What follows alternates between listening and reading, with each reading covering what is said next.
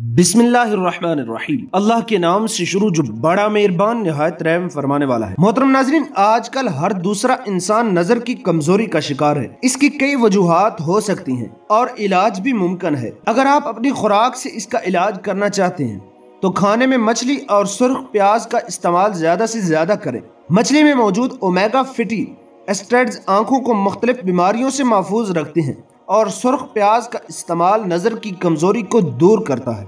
इसके अलावा आंखों को सेहतमंद और बिनाई को मजबूत रखने के लिए एक जबरदस्त नुस्खा दर्ज झैल है।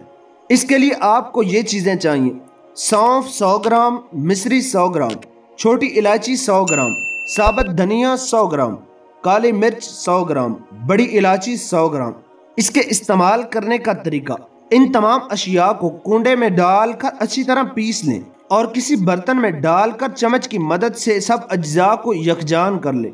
अब इसे किसी शीशे के जार में डालकर नॉर्मल टेम्परेचर पर कमरे में रख लें और रोजाना सुबह शाम एक खाने का चम्मच सादा पानी के साथ खाएं। इंशाल्लाह एक हफ्ते में इस्तेमाल से ही नज़र की कमजोरी में वाज़ेह फ़र्क महसूस करेंगे।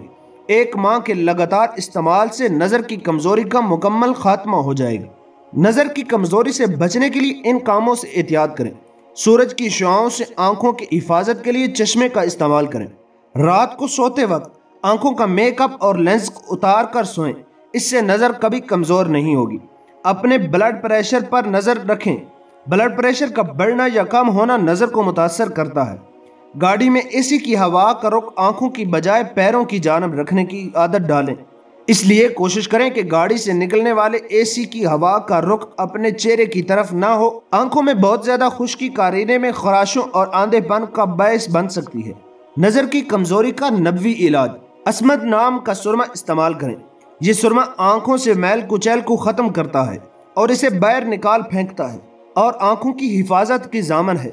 हजरत इब्ने अब्बास रदियल्लाहु ताला अन्हो से रवायत है, रसूलुल्लाह सल्लल्लाहु अलैहि वसल्लम ने इरशाद फरमाया, तो अस्मद बतौर सुरमा इस्तेमाल किया करो, इसलिए कि ये आंखों को जला बख्शता है और पलकों के बाल उगाता है। सुनन इब्ने माजा जिल्द दोम।